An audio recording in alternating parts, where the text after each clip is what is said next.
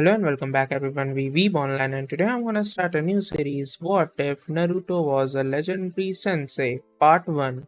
If you enjoyed this video, please give it a big thumbs up, and to watch more videos like this, subscribe to my channel and turn that bell notification on so you never miss an upload. Now wasting no more time, let's begin. Naruto sighed as he stood in front of the busy village of Uzugakure, where people lived and worked. Moonlight fell on his still body. It had been 3 weeks since he got here, since he was shot over 20 years into the past, and he only had one thing to say about it: fuck Kami. Still, it wasn't all bad. After all, he now had the chance to save his parents' lives, as long as he didn't mess up the timeline too much. Naruto shut his eyes as his red coat flapped in the wind. As he pushed his chakra toward his eyes, it lit up. The fox, or vixen as she preferred to be called, was very quiet. Even she seemed to be taking this very seriously. He was lucky to still have her, because if he hadn't, he might not have known what was going on when the whirlpool blew up, and then where would he be? When Naruto found himself in the past, he decided he needed to be close to his parents in order to save their lives. Considering that they were both about 12 years old at the time and he was 16, that was easier said than done, so he had to come up with a plan. His first idea was to try to become a shinobi in Konoha, but that fell through when he realized one thing. Since Naruto's mother Kushina was a Jinchuriki, they would probably keep a close eye on her and not let Naruto near her. Minato was out because Jiraiya took him on as an apprentice. The Toad Sennin was too careful to let him get close. Then it hit him like a bolt of lightning. He had to find a way to keep Kushina safe, if not both of them. Naruto decided that his dad didn't need it after all. Jiraiya was a huge pervert, but he was also very strong. Not only that, but Naruto would be very helpful to his mother because he knew what would happen in the future. He would also be the best person to teach her how to use Akane's chakra. So, he wanted to become her Jonin sensei. There was just one little problem. No matter how strong he was, Konoha was not going to let him be her sensei. At this point, they didn't know him. He was a wild card because they didn't know anything about him. No one would let someone like that near a Jinchuriki. So, he needed credentials and a way to prove that he was a good friend. Akane had the answer. If he saved Uzu from being killed, the Uzumaki clan would owe him, and it would be clear that he was a friend of both Uzu and the Hidden Leaf. The number of ninjas sent to attack Uzu was small, which wasn't too surprising since the whole village only had about 500 shinobi. If Akane's memory of the numbers is correct, it will only sent about 1,500 troops, which he could fight. Naruto's eyes popped open as he focused on the shoreline. As he turned on his Rinnegan, the legendary Daojutsu that glows ominously at night, his eyes turned a bright purple. Naruto's hands were tight and loose as he waited for them to come. Naruto smiled and put 2 fingers in front of his face when he saw the small people running across the water. As he tried to look like one of the most disgusting but clever people he had ever met, his smile turned cruel. You know, boys, art is a blast, Katsu. The exploding tags under the water went off. The explosions tore off parts of the invaders' bodies and mangled their limbs. Red started to pollute the blue sea. Naruto couldn't help but smile when he saw how much damage his attack had done. But the village of Uzu would not fall today. Even though Kushina wasn't his mother and didn't know who he was, Naruto still felt like he should defend Uzu even though the destruction of his village wouldn't hurt Kasan like it did in his own timeline. Even though he would be lying if he said he didn't have more than a passing personal motive, since he had never really lived in Konoha. Before he was born, his ancestors' home, Uzu, was destroyed. Part of him fought to protect Uzu just so the him who would come after him would have a place to live, even if he couldn't save his parents. Naruto stretched out his arms. He could hear the Uzu shinobi coming up behind him, so he knew he had to end this quickly. Naruto said, "Shinra Tensei," and a wall of compressed gravity was sent at the ninjas in front of him. The attackers threw their bodies back like rag dolls, smashing them through the trees on the beach. Most of the attacking ninja died instantly when he broke their bones and killed most of them on the spot. Those who survived his attack ended up in the water unconscious, where they would drown. Naruto could hear the Uzu shinobi coming closer. From what he could see, he didn't have many enemies left on the battlefield. He raised his arms again and put even more chakra into them, making the gravity in front of his hands bend and squeeze. The blonde shouted Shinra Tensei and sent out the gravity wave again. It tore through the remaining Iwa forces, and Naruto smiled when he felt the Uzu shinobi behind him. The blonde turned around and smiled at the guy behind him. "I'm sorry to bother you," he said, "but would you mind catching me?" he asked before passing out. The Uzu ninja who caught him laughed. He wasn't sure if the man was a friend or an enemy, but after what he did to their attackers, he would make sure the Uzukage listened to him. Naruto groaned when he woke up because his headache hurt so much. The blonde looked up and saw a white ceiling. He took a deep breath and smelled antiseptic. Naruto sighed. He knew where this was going, but when he looked at the bed, it was just like any other hospital bed. Naruto sighed. Even though he was in the wrong time, he still seemed to hate being in the hospital, so he did the only thing that made sense at the time. He groaned, "Fuck me," and let his head fall back on the pillow. Naruto looked at the door when he heard the sound of wood scraping on tile. ANBU, or whatever version of them the Whirlpool Village had, walked in with handcuffs. When Naruto saw them, he groaned again. "Fuck me" on the side. Naruto, surprisingly, did let himself be handcuffed before he was brought in front of the man who called himself the Uzukage. Naruto did think that being called that was more of a nickname or a sign of respect than anything else, since only the 5 most powerful shinobi in the country had the right to be called Kage. The man was about 2 meters tall and wore battle armor that looked similar to that of the Shodaime and Nidaime Hokage. He also had violet blue eyes, which even Naruto's mother had always seemed strange to him. The man sat down in front of him with a serious face, as if he were judging Naruto's value. So the man said, "Why don't you tell me why you decided to help my village? And then we can go from there." Naruto sighed. This was going to be a headache. Naruto spent the next few hours telling the man who called himself the Uzukage what had happened in the battle. He also got him to release the chakra restrictions on him so he could show the man his Rinnegan. He was also able to use the Genjutsu of Uchiha Shisui Kadomatsukami to slip a hypnotic suggestion into the man's mind.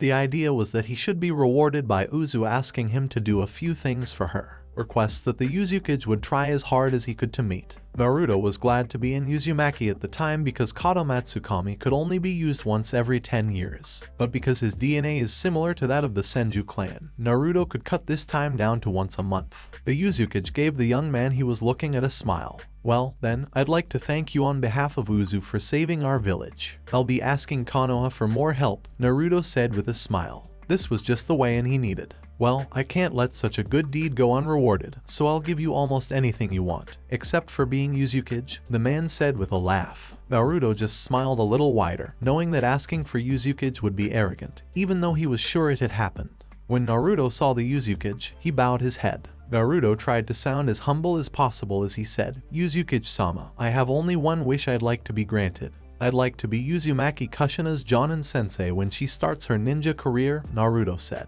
The Uzukage's eyes narrowed, but then he tilted his head to the side and smiled. Naruto almost laughed. It looked like Kadomatsukami was doing its job. "Well, you'd have to be a ninja from Konoha or Uzu for that, but it's easy to fix. Narukami Naruto, I make you a Jonin level ninja of Uzugakure no Sato," the Uzukage said with a smile before sending out a wave of killing intent. "However, if anything happens to my daughter Kushina, and I mean anything, I will have your head. Do you understand?" The man in front of Naruto was his grandfather. Naruto nodded his head firmly. It took everything he had not to cry with joy and hug the man, even though neither his family nor the man would ever know. Naruto gave the Uzukage a happy smile. The Uzukage smiled when Naruto asked, "So then, when do I leave for Konoha? Really that eager to get started?" He laughed. "As far as I know, the team placements are in a week. I'll send a carrier pigeon ahead of time to let them know you're coming and that I want you to be Kushina's sensei. However, there's a good chance the bird will die before it gets to Konoha, so I'll give you a copy of the letter as well. It shouldn't take more than an hour." Naruto smiled at his grandfather. The Uzukage laughed and shook his head from side to side as he said, "Okay, I'll just hang out here until then. By the way, I never got your name." "Oh, that was rude of me. Call me Dat. Uzumaki Dat, Naruto-san," the Uzukage said as he left the room. Naruto nodded in agreement as the Uzukage walked away. Naruto opened his mind and saw that he was all by himself. He smiled and made a ram seal with his hands. Kai. Naruto turned on the last part of the Kadomatsukami he had put in his grandfather. Naruto smiled as the last trap of the Genjutsu went off, erasing all memories of his Rinnegan. When everything went as planned, it was really nice. Naruto sighed. It only took 3 days to walk to Konoha, but he had made it take a week. There was no way in hell he would be able to make Kadomatsukami fool his Jiji. Oh well, life wasn't always easy, he thought with a smile as the big gates of Konoha came into view. Naruto started to look around the village. So far, the Third Ninja World War hadn't started.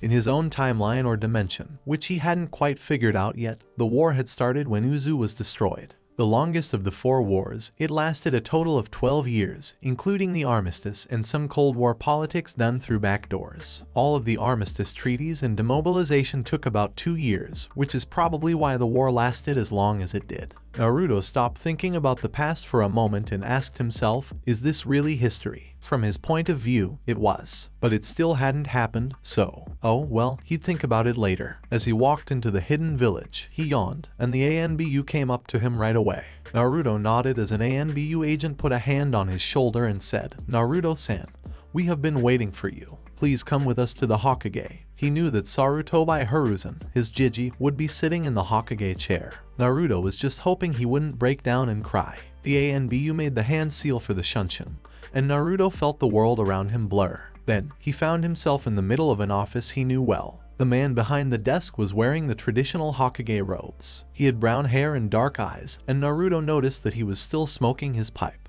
Before he hugged the old man, it took everything he had not to break down and cry. He had never been able to say goodbye to him before Orochimaru killed him. Sarutobi Hiruzen looked closely at his newest ninja. Dad had said good things about the man, even though he was young. Now he could see why. The man was perfectly balanced and ready to attack or defend himself from every angle. That was impossible to copy. You could only hold your body like that after fighting for your life for a long time. The young man didn't look much older than his mid to late teens. What kind of life did he have that made him always have a battle-ready stance? Before we talk about anything else, I'd like to ask, did you have a good trip to Konoha, Naruto-san? He asked politely. He didn't trust the teen completely, despite Dad's message, but there was nothing wrong with being polite. Naruto replied, yes, Hokage-sama. I must say that Hai no Kuni is a beautiful place this time of year. Hiruzen smiled and agreed with Naruto, but then he frowned at the young shinobi, who was obviously well trained. Now, then, why do you want to train Uzumaki Kushina? Naruto sighed. This is going to be a long day,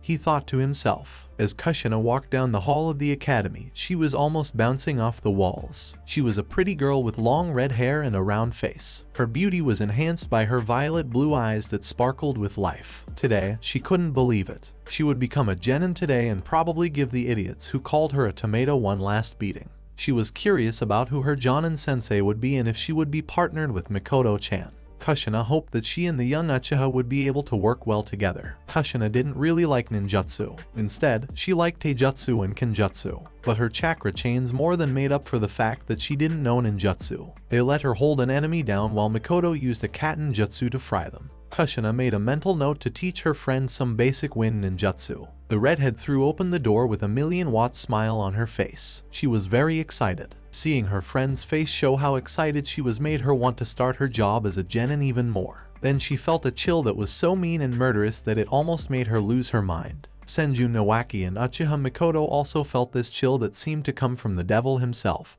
and they shivered in fear. Strangely, this happened at the same time that Namikaze Uzumaki Naruto, or Narukami Naruto as he was now known, was making plans for his new genin team's torturous training methods. Naruto was so happy. Yes, he could save 2 of the people he cared about and help a 3rd. He had to work hard to convince the 3rd Hokage that he was honest.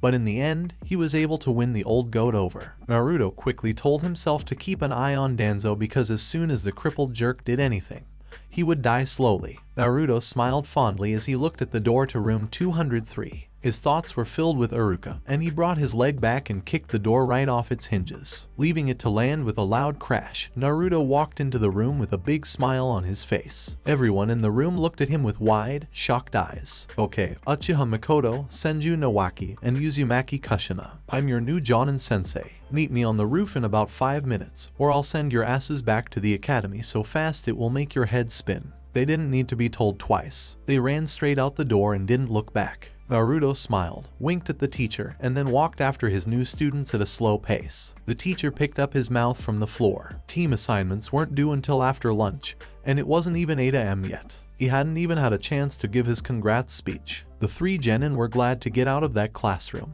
They had been told that their sensei wouldn't pick them up until after lunch, so they were lucky that he was early. But did this guy look old enough to be a good sensei? He didn't look much older than them. Naruto looked at the 3 people in front of him and smiled. He hoped he could train them well enough by torturing them. As one, the 3 genin on the newly formed Team 5 shivered, as if a cruel god was about to punish them quickly and harshly. Okay, then tell me about your likes, dislikes, hopes, dreams, and any interesting facts or hobbies you have, Naruto said with a smile. When it was his turn to introduce himself, he wouldn't do what Kakashi did, no matter how tempting it was. Naruto quickly pointed at his tiny mother and said, "You're up first, Tomato-chan." A tick mark appeared on Kushina's head. "Who the hell are you calling a tomato, you bastard?" The fiery redhead yelled as she ran at him, anger and embarrassment clear on her face. Naruto sighed. Oh yeah, he was going to have to calm her down, though he did find it cute. The newly appointed Whirlpool, Konoha Jonin, disappeared in a flash, then appeared behind the newly appointed Uzumaki Genin and put a kunai to her neck. The genin on the roof froze. Naruto pushed the kunai into Kushina's pale white skin a little, not enough to draw blood but enough to make his point. Even from behind, he could see that her face was getting pale, so he knew he was doing his job. "I'm only going to say this once," Naruto said in a low voice, sending a shiver up the spines of his genin. "You are a genin, and I am a jonin. The next time you do something as stupid as attack me head on, I will hurt you. You are a ninja, not a samurai. Do not bring a misplaced sense of honor into your fights. If you are going to attack me, then wait until my guard is down and poison me or backstab me, because otherwise you won't even be able to touch me, remember that.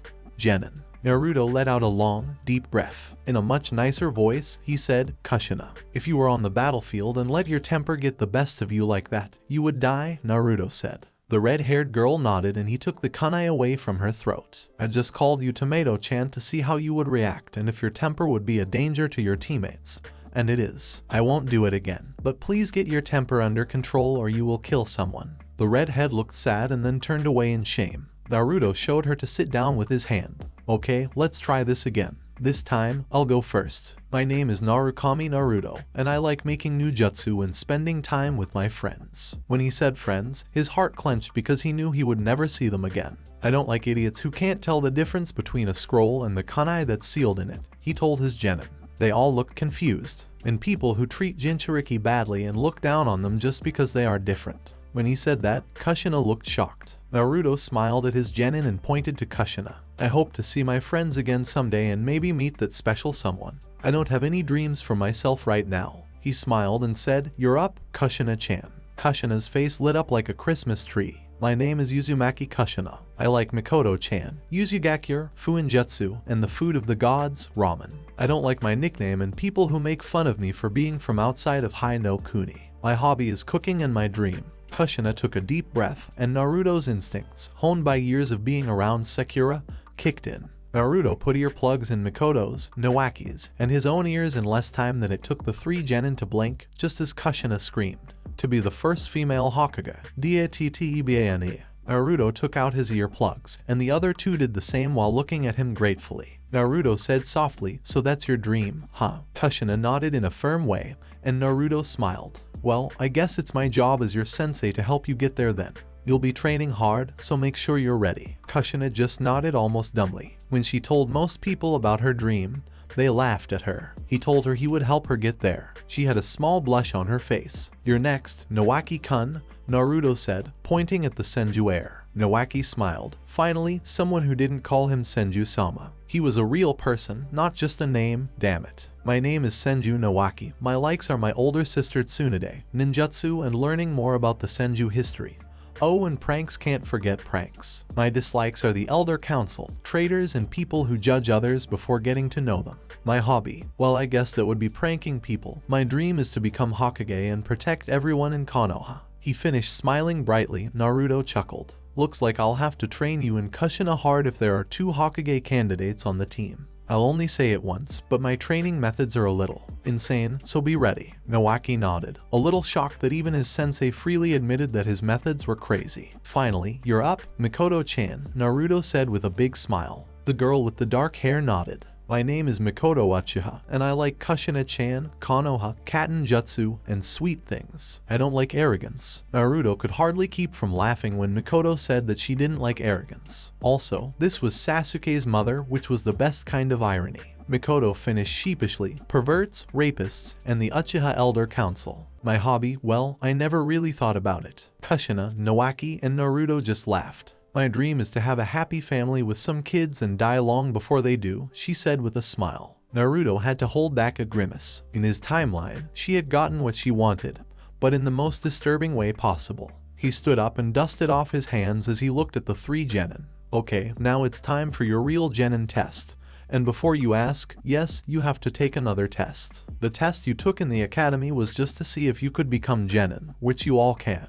This test is to see if you deserve to be genin. He took out a pair of bells and tied them to his new Uzugakure Jonin vest. Your test is to get these bells from me before sundown today. You can use any kind of attack, and the only rule is that you have to stay in Konoha or the training grounds, except for ground 44. Go. Naruto disappeared in a puff of smoke, revealing that he was a shadow clone. It took the genin about 5 minutes to figure out what he meant, and then they ran in opposite directions to find him. Nawaki shivered. He could tell that a dangerous animal was watching him, waiting for him to do something stupid so it could attack. It had been 3 weeks since Kushina, Mikoto, and he passed the true genin test, and their Jonin sensei threw them into this training hell. But that didn't mean he didn't think Naruto was a good guy. In fact, he had a lot of respect for the older blonde. But the way he trained kids was crazy. What kind of monster would do that to kids? He felt his back push against the backs of his two teammates. Is he gone? Mikoto asked in a scared voice. They had been dodging surprise attacks and exploding clones all day, and their nerves were about to snap. Kushina said, "No, he's not," sounding more than a little scared. "He's watching us, waiting for us to let our guard down."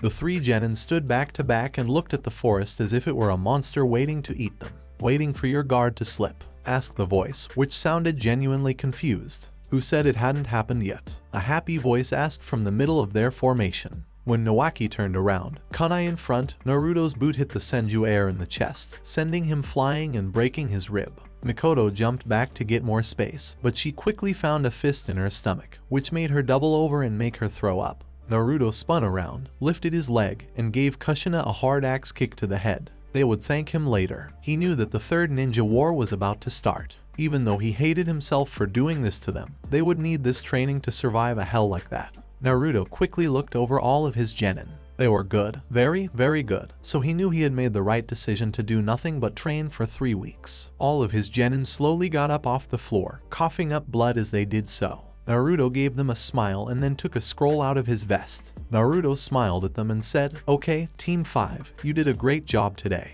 I'm happy to tell you that tomorrow you have your first C-ranked mission." The genin's jaws dropped. A C-ranked mission. Even though they hadn't even done a D rank yet, they said that their sensei was great. Naruto smiled and waved for everyone to get closer. "Okay, the jobs are simple. It's just a guard and escort mission to Kawa no Kuni. It shouldn't take more than a week. Pack well and make sure you have enough equipment for a B rank or an A rank if you can afford it. There's no harm in being careful." With his mission history, they were probably going to end up doing an A rank. He hated his luck sometimes. Naruto disappeared in a puff of smoke and reappeared at the training grounds entrance. Naruto pointed at the three and asked, "Then why are you all still standing there?" Then they heard the sound of a tag going off, so Nawaki turned around. "Cow," he yelled, jumping away from the model cow with explosives on it. Mikoto and Kushina quickly did the same thing. When the cow exploded, they all went flying across the grass of the training ground and got a few small burns. Naruto looked at his fallen team and smiled. "See you at the front gate at 9 tomorrow,"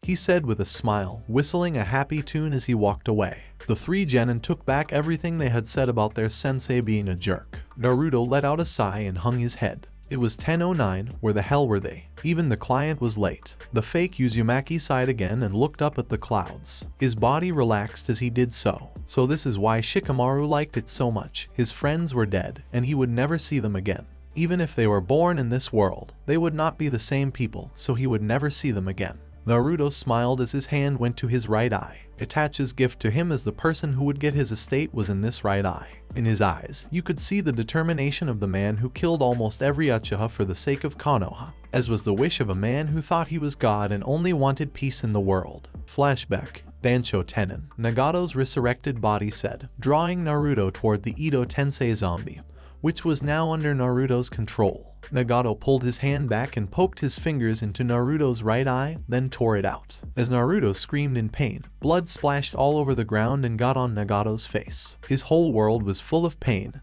and his eye was gone. Naruto held back a scream of pain because he still had Kyuubi's chakra cloak and wasn't out of the fight yet. He lifted his leg and hit Nagato in the chest with it. His chakra cloak was torn off right away, exposing his leg. Damn, he had forgotten about that stupid ability. B came down from above to try to cut Nagato's arm off, but the rogue Uzumaki didn't even blink. he said, Shinra Tensei, and Naruto and B flew away from him, going through several trees on their way. The person who was in charge of Nagato put his hand on the ground. Kuchiyos no Jutsu, Yama no U, a monster-like structure rose from the ground, with the kanji for king written on its head. Naruto's heart beat faster as he looked at it with his one remaining eye. He had called it back again, the King of Hell, who gave the people of Konoha their lives back. Itachi picked that time to get B and himself to safety by pulling them into Suzanu's arms. The person who used the Rinnegan didn't even look surprised when Nagato saw him raise his hand to the sky. Chibaku Tensei, the black gravity sphere rose into the sky and tore the earth apart, pulling it up into the sky.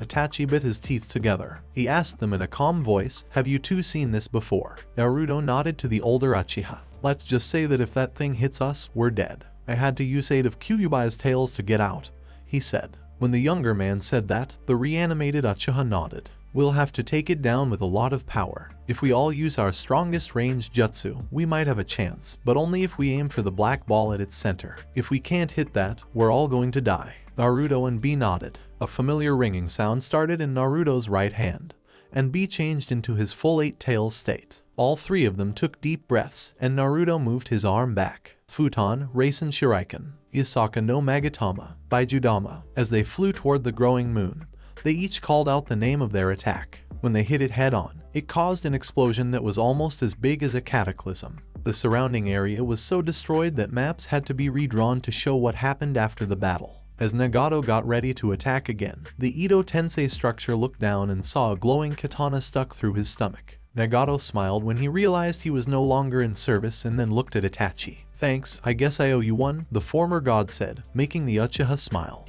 "Is there anything you want to say, Nagato, before you're sealed by the sword of Totsuka that my Susanoo has?" The red-haired Uzumaki sighed and smiled as he looked up at the sky and then at Naruto. "Yes, actually, Naruto, could you come over here for a second?" he asked. Naruto looked at Itachi with doubt. The Uchiha nodded, and Naruto walked over to his family and stopped in front of him. Nagato smiled at him, then reached out, grabbed the crow from Naruto's shoulder, and tore Shisui's eye out, before grabbing the Uzumaki heir's head and smiling as he put the eye in Naruto's now empty eye socket. The former terrorist said, "I can't give you back your old eye, but I can give you this one, if you want it, Naruto." Naruto looked surprised. He could see again out of his right eye. He had given up hope of ever being able to do that again. Nagato asked the freed Uchiha, "What do you think, Itachi?" With a smile, Itachi gave back a small smile. "Accept it, Naruto. Inherit my, Shisui's, and Nagato's wills. Your parents, Namikaze Minato and Uzumaki Kushina, are their living legacy. Accept Shisui's Sharingan and become ours as well. You will be the light we three leave behind in the darkness," the Uchiha said in a kind voice. Nagato smiled, and Naruto felt his mouth dry up.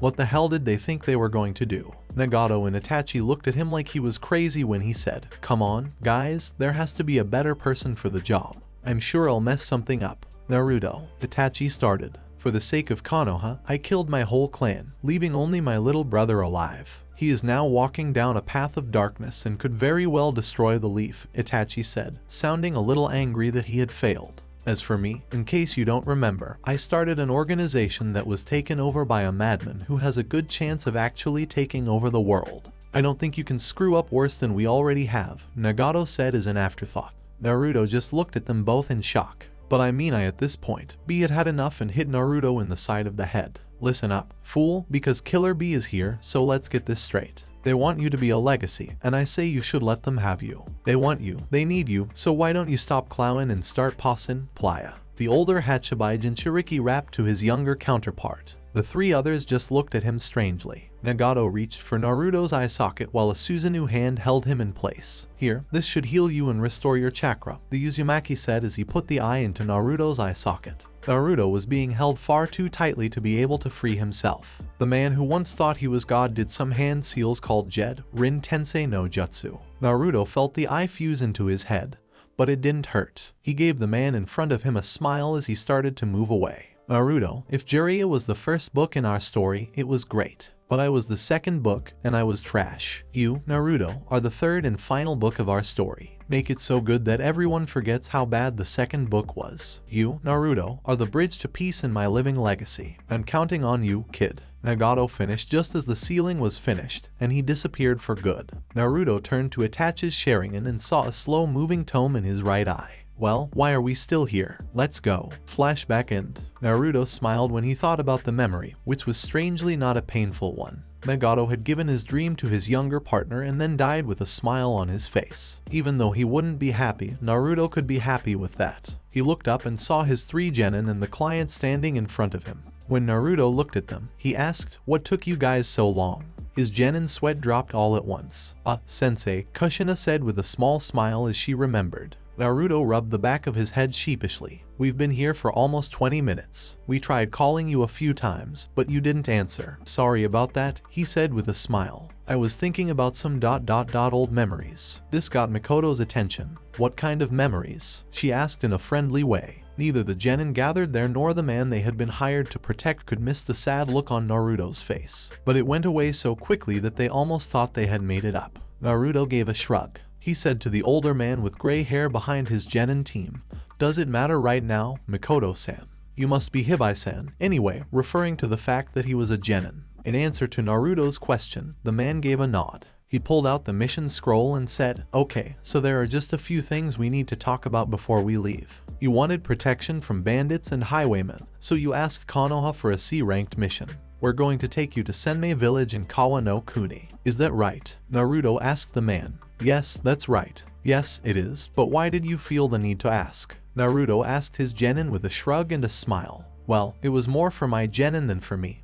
Just so they knew what you wanted and how to do it. I admit I could have just briefed them as we walked, but I like to ask the client these kinds of questions. Once or twice I've had people deliberately mislabel missions because they couldn't pay the fee.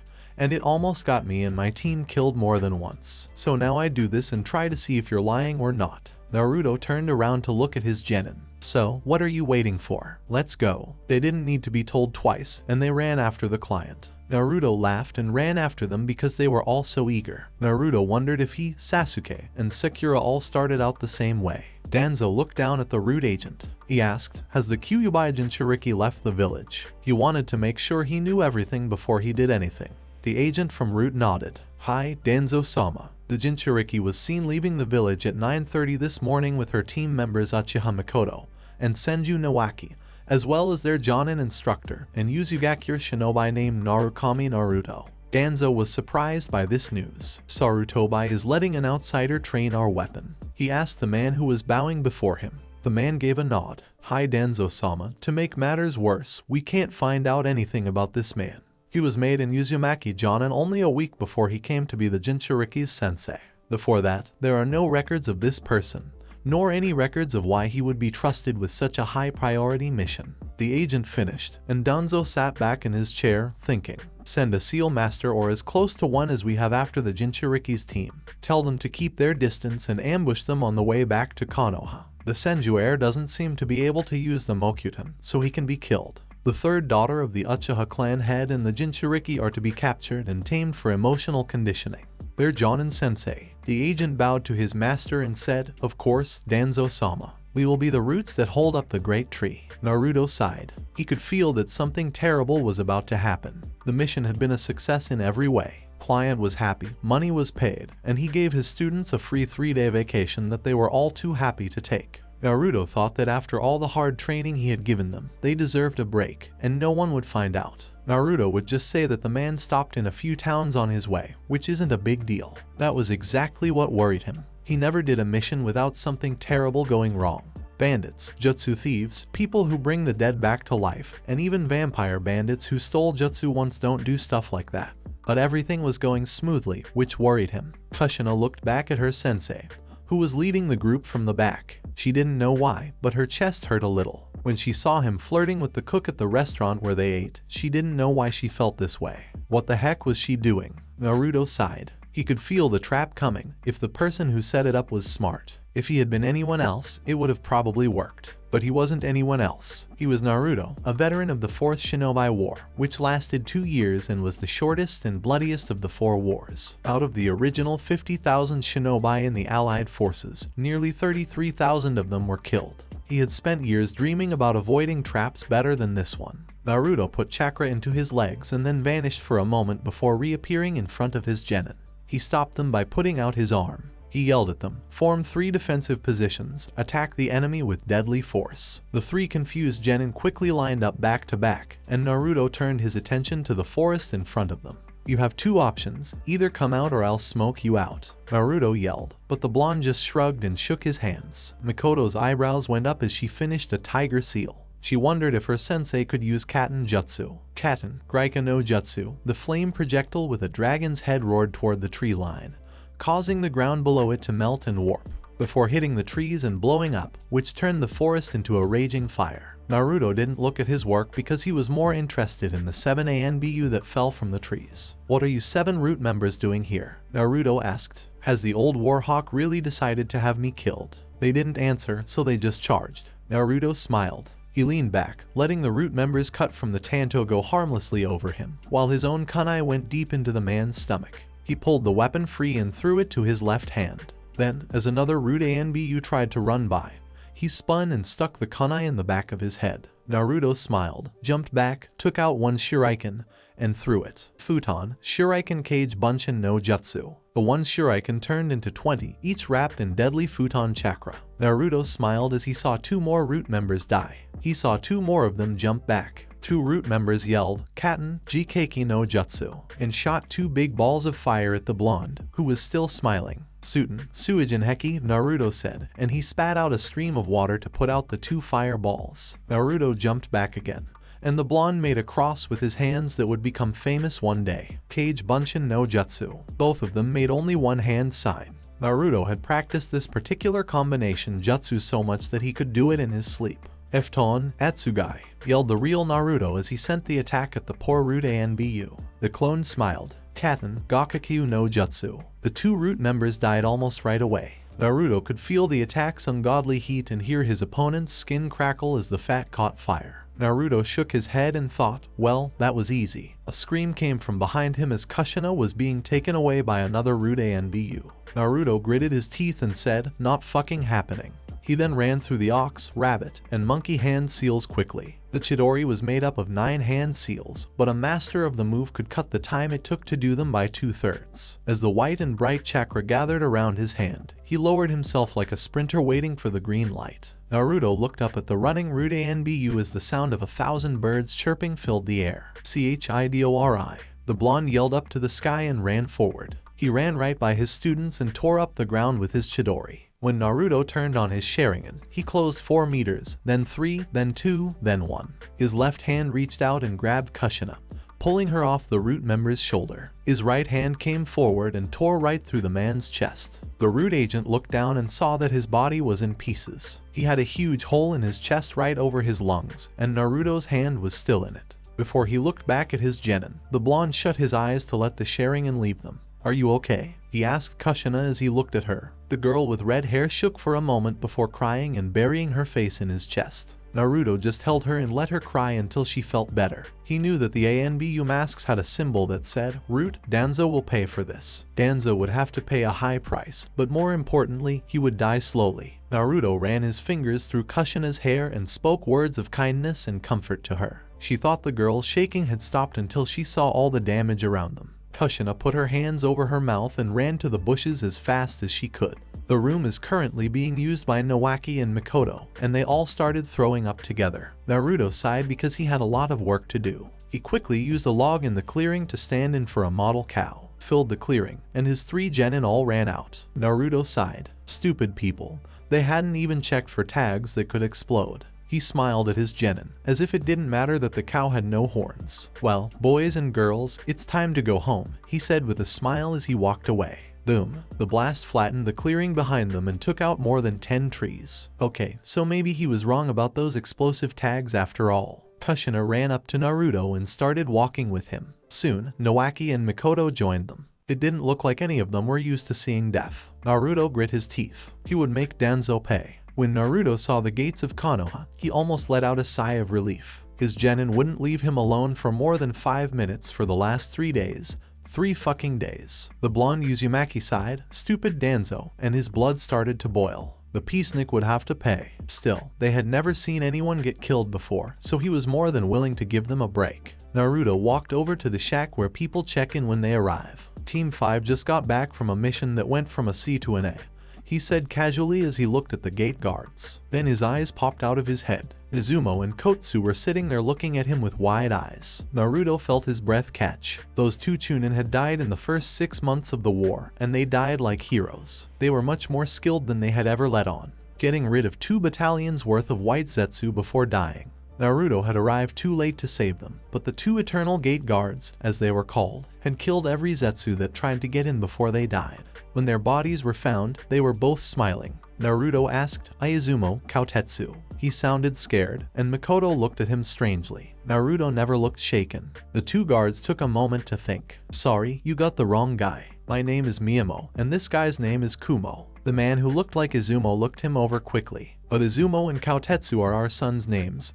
How did you know that? Naruto put his hand on the back of his head and rubbed it sheepishly. Holy hell, what were the odds? Sorry, I didn't know those were the names of your sons. You guys just reminded me of 2 people I met whose names were Izumo and Kotsu, Naruto said with a bright smile. The 2 men nodded to show they understood. Miyamo sighed and said, I just hope our kids don't turn out like us. That's right, Kumo said before heaving a sigh. They call us the Eternal Gate Guards, he added. Naruto couldn't help but laugh out loud. He signed the guest book and walked away with Genin on his foot, laughing the whole time. When they got to the middle of Konoha, Naruto went back to his 3 followers. Okay, then I just have to give the mission report to the Hokage, and the money will be put into your accounts. Since those fake ANBU showed up, the mission will be ranked as a high B to low A, so more money will be put in than you were expecting.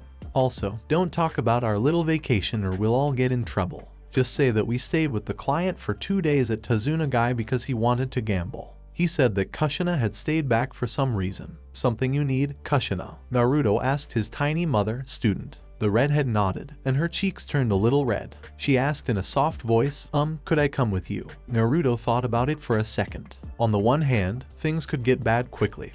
But on the other hand, Nowaki and Mikoto had families who helped them get used to things like killing people and seeing other people killed. At least in Konoha, Kushina didn't have anyone. She might feel better if she was with someone she knew. Naruto rubbed the back of his head and said, sure, why not? He told the redhead, fine, but I hope it's going to be boring. Naruto nodded and waved for her to come with him. Kushina asked Naruto in an innocent way, but, Sensei, what happens if it's not boring? Naruto smiled. Well, I guess things will be very, very interesting then, won't they? Asked the redhead. The redhead nodded, not sure what he meant. Before he started to follow the blonde Jonin as he went to the tower, Naruto gave a lazy wave to the secretary of the Hokage. Hey, this is Jonin Narukami Naruto, reporting on a successful mission. Is the old monkey in so I can see him? Naruto asked as nicely as he could. The secretary's eyes widened and Kushina's mouth dropped. What kind of person would call the Hokage a old monkey? I'm sorry, Naruto-san, but he's in a meeting with the Joint Council right now, the secretary said, still not quite over how he called the Hokage.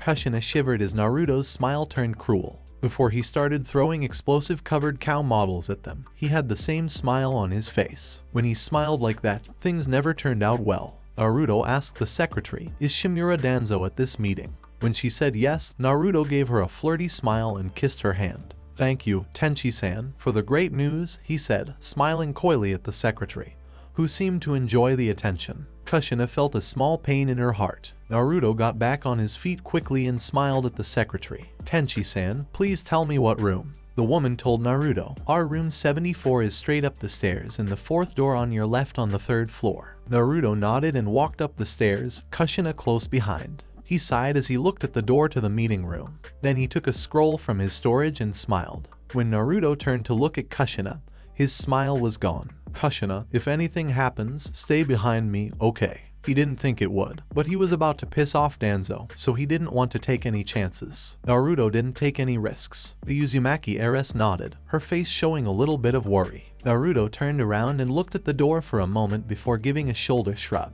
Then he pulled his leg back and kicked the door off its hinges. Who the hell does things like that? Kusuna's jaw came close to touching the floor. The door crashed into the room and got stuck in the wall on the other side. The Hokage looked at the doorway, where a Narukami Naruto who looked very angry was standing. The blonde had always been laughing and joking around with the young man, but now his face and, more importantly, his eyes looked as cold as ice. When Naruto walked into the room, an ANBU agent ran at him with his sword pointed at his neck. Before anyone could blink, the blonde had pulled out a kunai and covered it in futon chakra. The man cut the sword near the guard while spinning and then smashed the ANBU's mask with his elbow, sending him down hard. When the second agent fell from behind, Naruto's leg hooked up and his heel caught the dull edge of the ninjato. When the ANBU was pushed off to a different angle and clotheslined, his head hit the floor with so much force that it cracked the concrete. The blonde Uzumaki kept walking forward as if nothing had happened. He pulled a scroll out of his bag and threw it in front of the Hokage.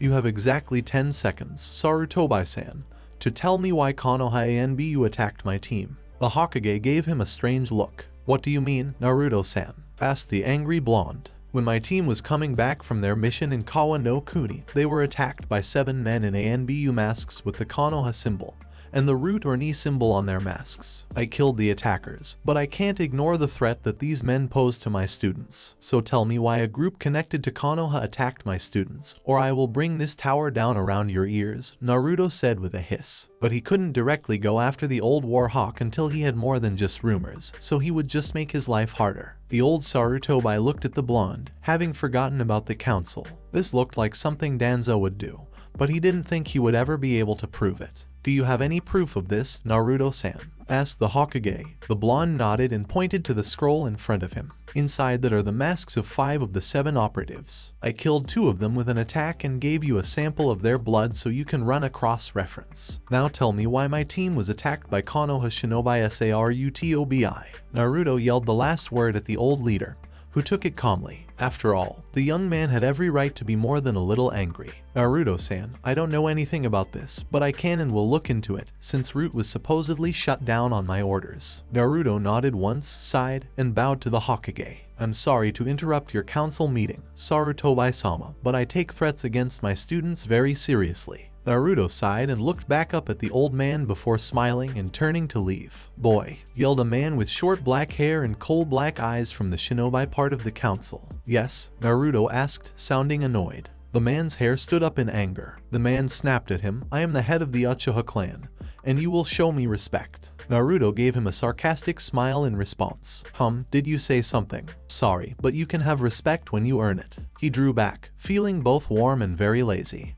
He knew this feeling. For some reason, Kakashi was proud of him. The leader of the Uchiha clan looked like he was about to lose it when Naruto said that. "You little jerk, a Uchiha was supposed to teach your team, didn't you know that? You shouldn't be teaching my daughter or the heiress of the Uzumaki. It is a disgrace for anyone but a Uchiha to teach another Uchiha." Naruto had had enough of the man's rant and threw a kunai at the screaming Uchiha, who couldn't move fast enough and cut his cheek. "Listen carefully, because I won't say it again," Naruto growled at the clan leader. "I don't care who you are, where you're from, or what whore gave birth to you, Uchiha." The rest of the room, stunned by the blonde's outburst, remained silent. "If you have a fucking problem with me, then you sure as hell better be able to back it the fuck up." Naruto grabbed the Uchiha clan head by the shirt and slammed him against the wall. Everyone on the council just stared at him, because no one had ever done anything like this before. Naruto let go of the Uchiha clan head and waved at Kushina as he walked out of the room. "So I better be able to back it up, huh?" Naruto turned around and saw the head of the Uchiha clan staring at him with barely contained hatred. "An untested boy like you having a Uchiha and the heiress of the Uzumaki on your team is a travesty. I challenge you for that right." Naruto looked at the Uchiha for a second before snapping his neck to each side. Naruto asked in a low voice, "So, what are the terms?" His anger was just below the surface. The head of the Uchiha clan smiled. "Simple, if I beat you in a sparring match, you have to give your team's leadership to the Uchiha clan as a whole." Naruto tilted his head and nodded. The leader of the Uchiha laughed out loud when he asked, "And when I win?" "You won't win, boy, but if by some miracle you do, I'll grant you one wish that the whole Uchiha clan has to keep." Naruto smiled. "That would be very helpful."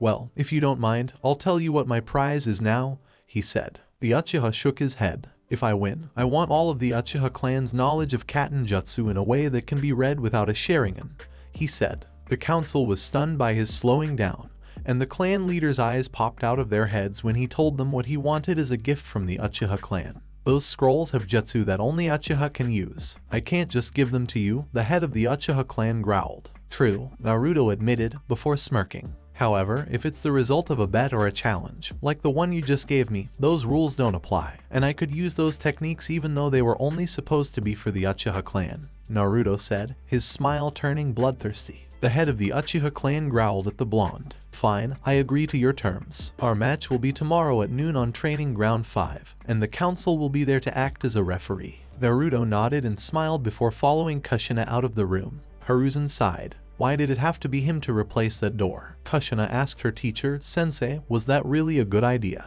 Naruto looked up at the red head and smiled. Naruto said proudly, sure, it was Kushi-chan. It's always a good idea to make a bet you can't lose. He didn't notice Kushina blushing at the way he called her. Naruto muttered the last part. The Uchiha in there is nothing like your friend Mikoto. He's just someone who relies too much on their Kekkei Genkai to win fights instead of using it as a trump card like you're supposed to. Kushina laughed and said, from the way you talk, Sensei, it sounds like you have a Kekkei Genkai. Naruto thought about it for a second. Yes, I do, Naruto said with a sigh. Kushina looked up at him a little bit surprised. But when you fought those ANBU in the office or the ones who attacked us, I didn't see you use anything that looked like a Kekkei Genkai. Naruto smiled at her and then ruffled Kushina's hair. Naruto admitted, rubbing the back of his head in a sheepish way, I did use it in that fight outside the village, but I made sure you guys didn't see it. But for the most part, I try not to use it, because my Kekkei Genkai is a last resort to get me out of really bad situations, not the first solution to any problem.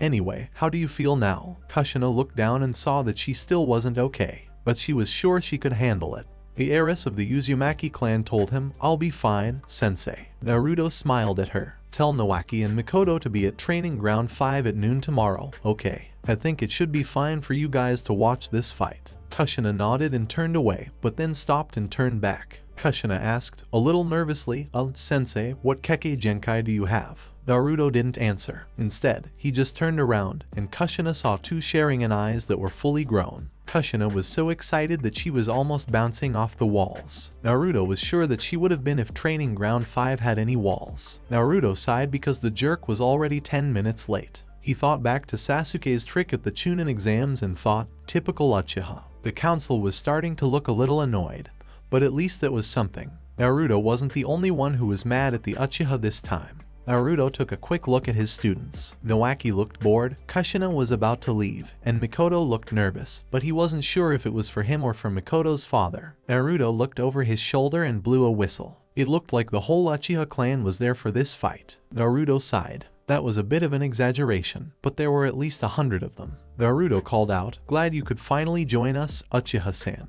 The Uchiha clan head's face turned red at the informal greeting, which made Naruto smile. Clan head yelled, you will show me respect, boy. Naruto sighed. Like I've said before, respect is earned, not given, Naruto said, yawning. By the way, I don't know your name. The man stuck his chest out. The man took a taijutsu stance and said, Uchiha Kuken. He was the head of the Uchiha clan. And Naruto yawned. So, are we all ready? Naruto asked as he got into position. The current leader of the Hyuga clan walked between them. Uchiha Kuken versus Narukami Naruto Hajime. He swung his arm up and jumped backwards. The man got the feeling he didn't want to be in the middle of this. As the Uchiha turned on his Sharingan, Naruto moved forward quickly. His fist came forward, but it was pushed away, and a leg came at his stomach. Naruto kicked it out of the way and jumped to give the clan head an axe kick. He saw that the Kwani was set up to stab him, so he changed his attack. He let the bottom of his foot land on Kuken's arm, then pushed off to jump. Naruto turned in the air and threw a futon chakra-covered shuriken at the Uchiha. The Uchiha backed up and let the attack go over his head, smirking right up until Naruto put his foot in the man's stomach and sent him flying. It took less than 10 seconds for the whole thing to happen. The Uchiha did a flip in the air and then used hand seals to make a blur. Katen, Gakakyu no Jutsu. Naruto gave an amused smile and slammed his hands together. Ninpo Kekkai Tengai Hjin. A barrier rose up to keep the flames at bay. Naruto wanted to get this over with as soon as possible. Oh, Kuken was good, he'd give the guy that, but Naruto was an S-rank shinobi. Kuken was a low to mid-level rank, and most S-rank shinobi didn't work together for a reason. You had to be a S-class yourself in order to fight a S-class. You were so strong that you didn't have to work together. When Naruto decided to put an end to it, the head of the Uchiha clan ran forward. Naruto laughed as chakra started to gather in his hand. He pushed it faster and faster, making it more and more concentrated, until he was holding the heart of a storm in his hand. Kuken hit out with his fist, but Naruto caught it, pulled the man closer, and slammed the spinning chakra ball into his gut. Rasengan. The attack tore the clan leader's clothes and skin to shreds, before breaking most of his ribs and breaking most of his bones. Kuken was thrown back and hit a tree. He then went through that tree and the four behind it. Naruto looked at his group. He won't be getting up from that, so take the next 3 days off and meet back here on Monday. The three just nodded, not trusting their voices because all 3 of their jaws were on the floor. Naruto looked at the older Uchiha people.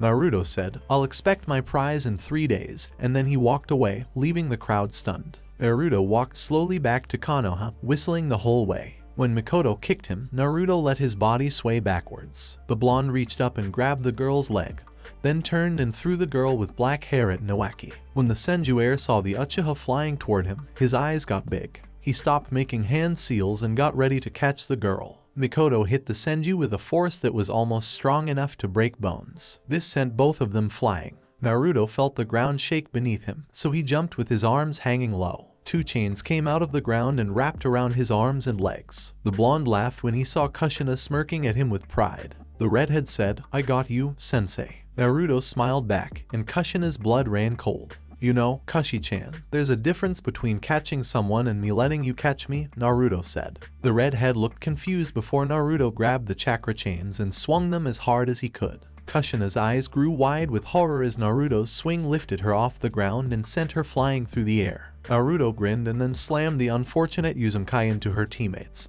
sending all 3 flying as the impact broke the chains. Naruto jumped onto a tree branch that overlooked the 3 genin who were on the ground, and then he jumped into the air. He went through the 7 hand seals so quickly that only a seasoned pro could do it. Horse, tiger, ram, monkey, boar, horse, tiger. Naruto took a deep breath, filling his lungs with air. Katen, Jikeki no Jutsu. He yelled as he threw the ball of fire out of his mouth. The attack sped toward the genin. Mikoto looked up and saw the fireball coming straight at her, Kushina, and Nawaki. At least 3 body lengths wide and 4 body lengths high. She could hear water running behind them, so she knew that her sensei had put them there so they could defend themselves. Mikoto was about to start her hand seals when she realized that the way she had planned to defend herself wouldn't work. Her defense, Suten, didn't work because Mizurapa wasn't good enough. Her sensei was too smart, in fact. He had to know that her first defense would be Mizurapa, which was only a C-rank jutsu but could stop the fireball. That's when it hit him. The fireball was the trap. Mizurapa would put out the fire, but then what? Mikoto's eyes got big. It would leave a lot of water in front of them, which could be used against them by a skilled opponent like her sensei. Probably by sending the water back at them with a F-ton,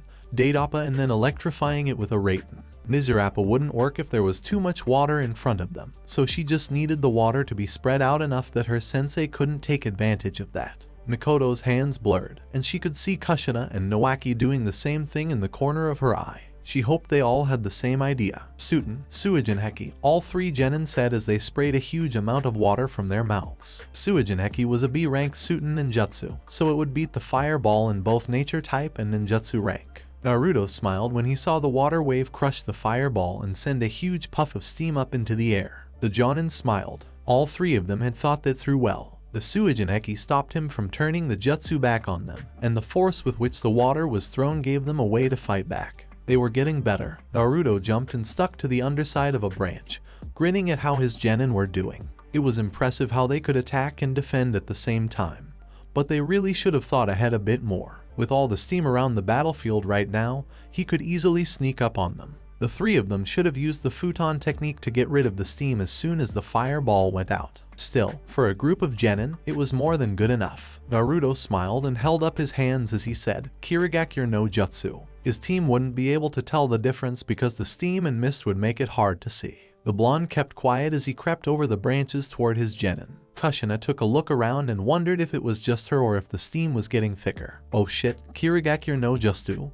Her eyes got big. She wasn't really into ninjutsu, but her sensei made her learn at least the basics. F-ton, Daidappa. The young Uzumaki yelled at the top of her lungs. The wind technique pushed the mist and steam away. Kushina turned around to look for the rest of her team. Nawaki was already on the ground, unconscious, and Naruto was right behind Mikoto. When Kushina yelled, "Mikoto," to warn Naruto, the Uchiha's eyes rolled into the back of her head and she fell unconscious. As Naruto faded from Kushina's view, the Uzumaki heiress felt a sharp pain, and then everything went dark. Naruto looked down at the bodies of his 3 students who had fallen. He could see that they were getting better. They weren't quite ready to live through the hell of war, but they were getting better. Naruto wasn't even sure if he would ever think that his genin were ready for battle. He had grown too close to them to even want to think about sending them to war. Naruto knew how horrible war was. The third Shinobi War was coming, and the blonde knew it. Naruto just hoped he didn't have to test his students in that hell for a little while longer. The blonde carried Kushina on her back while making 2 copies of Nawaki and Mikoto. Naruto climbed into the trees and jumped back toward the entrance to Konoha's 5th training ground. The blonde hadn't spent much time in the village. He was always training to get better, training his genin, or going on missions. Naruto didn't need to spend much time in Konoha because he knew the layout and the families so well. Naruto put his genin team down on the soft grass at the training ground's entrance and sighed. They did well. Nawaki was good at ninjutsu and above average at taijutsu, but he needed to stop relying so much on the forms of his clan. Naruto would not let that happen to one of his students because things like that would make him too specialized and hard, like a Hyuga. Next was Mikoto. The girl was very good at ninjutsu, but that was to be expected from a Uchiha. She was also very good at genjutsu. Even though Naruto could break almost all genjutsu, he couldn't use them, so the blonde wasn't much help there. He had decided not to ask around the village for a genjutsu user so he could ask them to train Mikoto. But Naruto wanted to get Mikoto above the normal level for a genin first. Last but not least, there was Kushina. The red-haired girl was not a ninjutsu user. She wasn't bad at ninjutsu per se, but compared to her other skills, she wasn't very good at it. Even though Naruto had taught Kushina the basics of several jutsu, it's possible that she wasn't very good at the art. But Naruto wouldn't let that be an excuse for her to stop training in the art. That being said, the girl was very good at Tai and Kenjutsu, and the redhead was always getting better at using those chains. Naruto hadn't really started to teach Kushina the art of the sword yet because he wanted to help her improve her other skills first. However, when he did train her, he saw something amazing. The girl was a wonder with a sword that was just waiting to be found. Naruto thought that he got his love of blade work from his mother. The blonde looked up at the sky and sighed. It had been almost 2 months since his fight with Kuken, and ever since then, the Uchiha clan wouldn't leave him alone. They were trying very hard to get Naruto to do what they wanted. They tried everything, from bribing him to giving him marriage contracts. At one point, they even gave the blonde a marriage contract with Mikoto. The Uchiha clan even offered to take him in as one of their own. Naruto turned them down because he was an Uzumaki to the core, even if he didn't use the name. He wouldn't join another clan unless he was married to someone from that clan, and even then it wouldn't be for political reasons. Naruto knew he shouldn't have used the Rasengan because his students wouldn't stop bugging him about it. Since his father was famous for making it and the Hiraishin no Jutsu, Naruto really hoped that his little trick hadn't messed up the timeline too much. Even though he knew that, given his luck, that was probably a hopeless one. He looked at his genin and saw that they were all set. In the last 2 months, he had been working on the group's basic skills and teamwork. But that wasn't all he was doing. Naruto would sometimes throw something new at the 3 of them, like a lesson in Fuinjutsu or Kenjutsu. Naruto kept track of what the genin did well at so he could teach them later. He did this so he could see how good they were in that area. Naruto was ready to start teaching them new skills now that they knew the basics and could work as a team. The blonde knew that Nawaki and Mikoto's families were also teaching them, so he planned to pay more attention to Kushina. Not that he wouldn't train them, but for example, Naruto would give Kushina a little more freedom in how she learned. When his genin team got together, they did so on Mondays, Wednesdays, Fridays, Saturdays, and Sundays. Naruto knew for sure that Mikoto and Nawaki's families taught them their family arts on the other 2 days they had off. He would offer the same thing to Kushina. Since she was the only Uzumaki in Konoha, Naruto would give the redhead extra training on her days off so she wouldn't feel left out when Mikoto and Nawaki's training in the clan's arts was stepped up by the Uchiha and Senju. Something Naruto thought they would soon do because they were both getting better as ninja and as people. The blonde heard Nawaki groan, so she looked down. The Senju heir asked sleepily, "What the hell happened to me?" Naruto smiled because the Senju reminded him a lot of himself when he was younger. He had thought about that in private, and he thought that Tsunade had come back to Konoha because she looked like him. "That's me, Nawaki-kun," Naruto said with a smile to the boy with brown hair, who took a quick look at Naruto and then sighed. The Senju said with a small laugh, "You knocked us out again, Sensei." This was how all of their fights ended, after all. The 3 genin didn't try to beat the blonde. Instead, they used it as a test to see how long they could stay alive. When the genin said that, Naruto nodded and then smiled at his young charge. You guys did great. 2 months ago you couldn't last more than 10 minutes against me at that level, but now you're up to 45, Naruto told the Senju heir and his teammate, who were still unconscious. Naruto always gave praise when it was due, but never when it wasn't earned. This made Nawaki blush a little. Nawaki smiled at the blonde and said, "Ah, but we still can't beat you, can we, sensei?" Naruto just shrugged and gave back a sly grin. I wouldn't be much of a jonin, Nawaki-kun, if I couldn't take down 3 genin, clan heirs or not, Naruto said. The Senju cocked his head to the side for a second before nodding. The blonde had a good point. Nawaki asked innocently, "Suo, have you thought about teaching us that Rasengan yet?" Naruto laughed. After seeing the attack, all 3 of them wanted to learn it before the Senju got a light tap on the head. Even the Hyuga offered him a marriage contract. Other jonin came up to him and asked if they could trade some of their own jutsu in exchange for learning it. So, Naruto said no to all of them and went to Sarutobi to register the jutsu as his own. This way, anyone who tried to copy it would be punished severely, not that Naruto was too worried about someone figuring out the Rasengan. After all, the attack was just shape manipulation taken to the highest level possible. This made it almost impossible to copy unless you knew how it worked, which Naruto wasn't about to tell anyone. But he was worried that some people would make bad versions of the attack, which the blonde would not stand for. Not yet, Nawaki-kun, maybe one day. But sensei, that's what you always tell me, said the Senju as his attempt to learn the great jutsu failed miserably.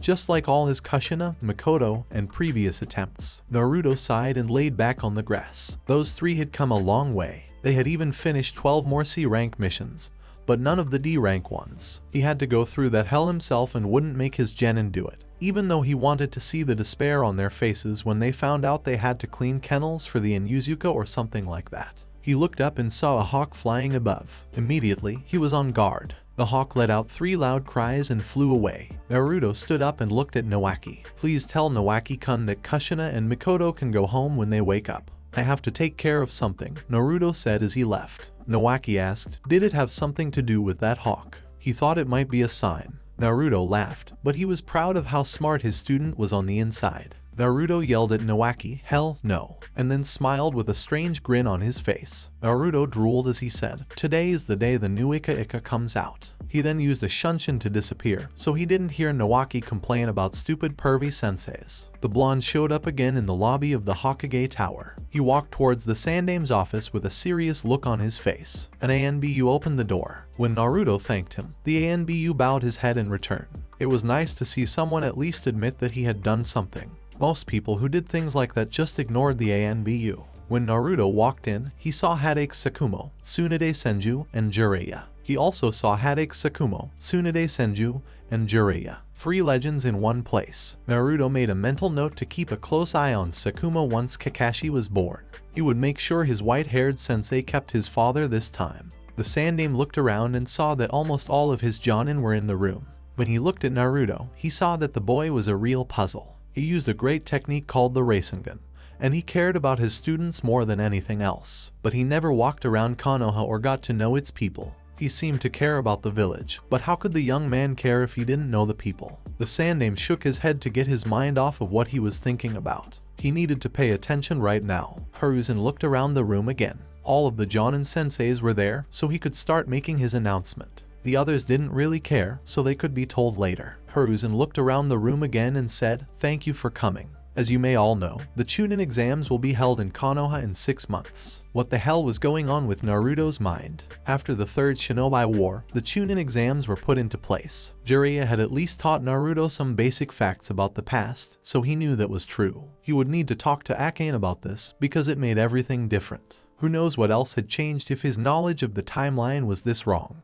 Naruto shook himself out of his thoughts and paid attention as the Sandame went on. I want all of the jonin senseis to come forward and say whether or not they will nominate their teams. Naruto, Jiraiya, Tsunade, and a few others stepped forward. Naruto didn't pay attention to the first 3, but when Tsunade moved forward, he started to pay attention again. I, Senju Tsunade, jonin of Konoha, nominate Uchiha Teaki, Junichi Ami, and Kon of Team 4 for the Chunin exams as their jonin sensei, Tsunade said confidently before getting back in line. Naruto wondered why Tsunade had a Uchiha as a student. After what Kuken said, he really didn't think he would let anyone but a Uchiha train his clan members. Still, Tsunade was a member of the Densetsu no Sannin, so the proud bastard probably made an exception and let her teach a Uchiha or something. Naruto sighed and took a step forward, aware that everyone was looking at him. The blonde sighed. What could he do? On the one hand, letting his team take the exams would be a great way for them to see how strong they were and how far they still had to go. On the other hand, they would be sick for a few days and miss training. More importantly, they could die and he wouldn't be there to save them this time. Naruto sighed. He knew what he was going to do. If he didn't nominate Kushina, Mikoto, and Nawaki, they would kill him. Then, he wasn't even Kushina or Mikoto's boyfriend, and he already felt like crap. Now he knew how Shikamaru felt when Naruto made fun of his relationship with Tenmari. Naruto inhaled deeply. Naruto said, I, Narukami Naruto, Jonin of Uzumaki, nominate Senju Nawaki, Uchiha Mikoto, and Uzumaki Kushina of Team 5 for the Chunin exams as their Jonin Sensei. This made everyone in the room gasp. He let out a sigh and wondered if this was how Kakashi felt when he chose them to be rookies. You'd think that someone who could easily break apart an 11 ninja like Kuken would be able to make good decisions. But they aren't. Tsunade walked up to the blonde and grabbed the front of his shirt. The blonde asked in a low voice, what did you just say? Naruto just looked at her without responding. Naruto asked Tsunade, do you have a problem with me putting my team up for the Chunin exam? Tsunade looked at him with fire in her eyes. They just graduated, they're not ready for this, and they could die. Don't you get it? Tsunade practically spat in Naruto's face, who just stood there without moving. Are you done? Asked the blonde in a voice that could freeze water. Tsunade was shocked for a moment when she saw him, but then her anger came back full force. Hell no, I'm not done. I'm not going to let my little brother go off and get himself killed for your pride. Tsunade growled at the blonde. Naruto put his hand next to his kunai pouch, which made all the Jonin tense up. Naruto hissed at Tsunade, Senju, take your hands off of me before I take them off of you. His anger seemed to startle Tsunade enough that she let go of his vest. The moment your little brother put on that Hidaite he wears so proudly, he became an adult. He can drink, smoke, have sex, and die for his home because he wears that Hidaite. More importantly, when he put on that Hidaite, he became my soldier. This is not a clan matter, and it is not something you have any control over. I am his Jonin sensei, not you, Tsunade. Like I said, Hokage-sama, I'd like to put Team 5 forward for the exams, Naruto said. The old Hokage nodded, and Naruto's anger went away. The blonde would agree that Tsunade had a right to be angry, but he hated it when people didn't give his student enough credit. They had worked hard, damn it, and he would be damned if he let other people talk about his students, even if they were family, when they didn't know what they were really capable of. Naruto stopped listening when they started naming teams again, but he started listening again when Jiraiya stood up. I Jiraiya Jonin of Konoha nominate Namikaze Minato, Hyuga Hayashi, and Inyuzu Katsumi of Team 7 for the Chunin exams as their Jonin sensei. The white-haired man finished and stepped back. Naruto was about to tune out again when he heard a whisper from behind him. A light voice from behind him said, it makes sense that the Namikaze clan would send their best student to the exams. I wonder how he'll do. Again, Naruto's thoughts stopped. Namikaze clan. His mother, not his father, was a member of a clan. What the hell was going on? Was the timeline off, or was there something else? No, it couldn't be the timeline. Even if the timeline was wrong, a little time wouldn't change clan status. Well, no, it could. But his father was an orphan, not a member of a clan.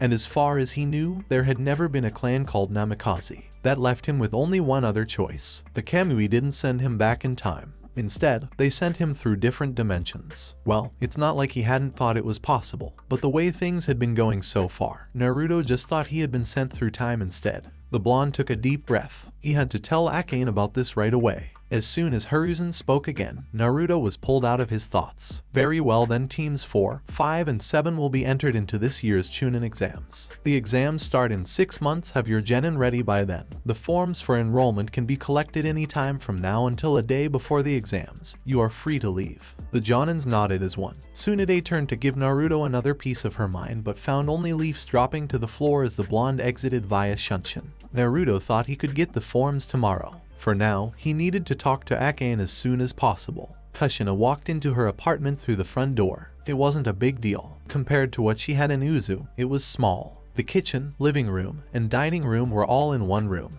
There was only one bathroom in her bedroom. Kushina didn't mind, though. At least there wasn't any empty space, she sighed as she flopped down on her couch. Training sessions are always very tiring, but that one was especially so. Naruto would push them until they broke, then stop, then push them again and again until they broke, forcing them to get better and better. Even though the blonde sometimes said he was a bad teacher, he was a slave driver when it came to training. Kushina didn't believe for a second that every lesson was easy to understand.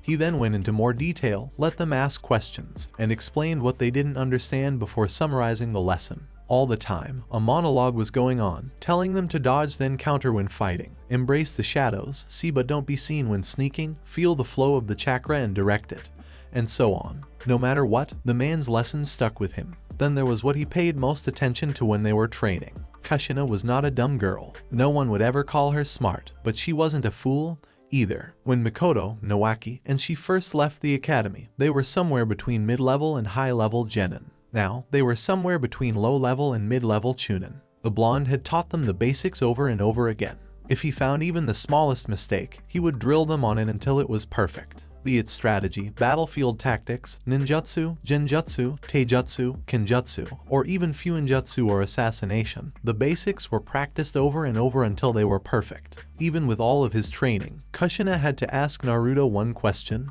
why? No other genin team worked out even half as hard as they did. Sure, she could just say that he was crazy about training, but it felt like there was more to it. Kushina had always trusted her instincts, and right now they were telling her that there was more to her, to the whole team, and to Naruto's training than he was letting on. A knock on the door stopped her from thinking. She dragged her tired body to the door and threw it open. This had better be good, or someone was going to hurt. Kushina's eyes grew wide when she saw the blonde man she had been thinking about standing there with a serious look on his face. "Hi Sensei, what can I do for you?" Kushina asked nervously. She could feel a blush creeping up her face. When Naruto looked at his student, he seemed to be thinking about something else. "Good afternoon, Kushina. Tomorrow's rest day has been cancelled. Please meet me at Training Ground 5 at 6 in the morning." Kushina nodded, and Naruto smiled down at the girl. "Make sure to take care of yourself and eat well before you come tomorrow. It's going to be a big day." Kushina nodded again. "Thanks, Sensei," the redhead said with as much energy as she could muster. "Then I'll see you tomorrow, but I need to know what's wrong." Naruto just chuckled. The blonde said in a mysterious way, "You'll find out when you get there." Then she turned and walked away. "Have a good night, Kushi-chan," Naruto said as he headed up the stairs to his apartment on the floor above. "See you later, Sensei," said the Uzumaki to the blonde as he waved goodbye over his shoulder. As Naruto climbed the stairs to his apartment, he heard the door close. It made him think that even when he was a child, his mother was closer to him than he thought. After all, Kushina was living in the same apartment that Naruto had been given by the third when the orphanage tried to kick him out. Naruto sat in the middle of his apartment with his eyes closed and his legs crossed like a lotus flower. His breathing was slow and steady. He focused on the feeling deep inside him and let himself be drawn in. He felt his mind drifting away to somewhere else. When the blonde opened his eyes, the warm noonday sun was warming his body. Naruto let out a sigh. The place in his mind was a dense forest. The blonde walked toward the small cottage in the middle of the clearing. The warm sun was in the sky, and there was a clear lake nearby. He could have made it somewhere else, but Akane told him she would rather not be in her huge demon fox form. So she got a cottage in the middle of a clearing instead. Naruto knocked on the door. He knew he could just walk in, but he kind of wanted to live. When the door opened, there was a redhead who looked like he was sleeping. Long, wild hair that reached her lower back and got messed up when she got out of bed, red eyes with no slit, pale skin, and a tribal tattoo that went from her left ankle to her right shoulder, and covered everything in between with a flowing web of ink. The woman had long legs and round hips. Her breasts were small, about a B cup, but that only added to her beauty. She wore crimson red lipstick, and her canine teeth, which were very pointed, were just showing. The sleepy Akane asked Naruto, Naru-chan, what are you doing here?" Naruto thought about coming back later since Akane liked to sleep, but this was too important to put off. "Sorry to wake you up, Akane-chan, but would you mind if I came in?" Naruto asked. Akane moved out of the way and waved for Naruto to come in. "That's fine, Naru-chan. I'll make some tea." Naruto just nodded. Akane had been very rude when they first met, but after 17 years together, they found a way to get along. A few minutes later, Akane came back with a teacup and set it in front of the blonde Uzumaki. Akane asked Naruto, "So, Naru-chan, what did you need?" Naruto took a sip of his tea and then sighed. Akane still looked like she wanted to go back to bed. He told her everything, from the fact that they were probably in a different dimension to the fact that he wasn't sure how accurate their information was anymore. As Naruto talked, the demon slowly opened her eyes more and more. Naruto couldn't tell if she was waking up or if the subject was so important that it made her wake up. After he was done, the witch looked at him for a few minutes. "We need to figure out what to do next," Akin said in a serious tone. Naruto put his back against the back of the chair he was sitting in. "I'm listening." Naruto landed in front of his genin team, and all three of them looked up at him with interest. Naruto said, "First of all, I've signed you up for the Chunin exams." The three genin just looked at him for about a second before a red blur